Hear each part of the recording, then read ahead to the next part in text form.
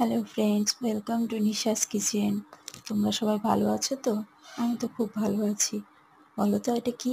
এটা হচ্ছে মানকচুর গোড়া। এবার এই মানকচুর গোড়াটা আমি ছোট ছোট করে ডুম ডুম করে কেটে নেব। এটা কেটে নিয়ে এবার এটি আমি বাটা করব। আমার ভিডিওগুলি যদি তোমাদের ভালো লেগে থাকে তাহলে কিন্তু জানিও। প্রথমে ডুম ডুম করে কেটে নিয়ে মিক্সচার মেশিনে দিয়ে দিলাম, কিছু কয়েক কোয়া রসুন দিলাম, কাঁচা লঙ্কা দিলাম। এবার জল দিয়ে মিক্সচার মেশিনে এটি পেস্ট করে নেব আমি। তোমাদের এই মানকচু বাটা কার কার খেতে ভালো লাগে জানিও কিন্তু। এবার পেস্ট করে নিয়ে আমি একটি বাটির মধ্যে নিয়ে নেব। এবার একটি কড়াই গরম করব।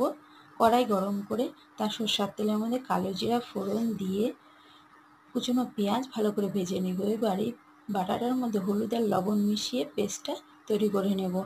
এবার তেলের মধ্যে ছেড়ে দেব। তেলের মধ্যে নাড়াচাড়া করে কিছুক্ষণ পরে মিনিমাম 15 থেকে 20 মিনিট লাগবে এটা জল শুকাতে।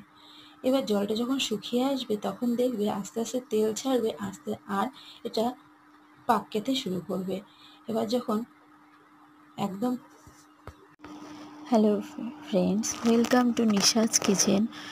আজকে বানাচ্ছি মানকচুর গোড়া বাটা।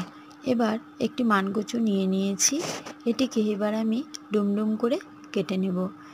তোমার যদি আমার ভিডিওগুলো ভালো লেগে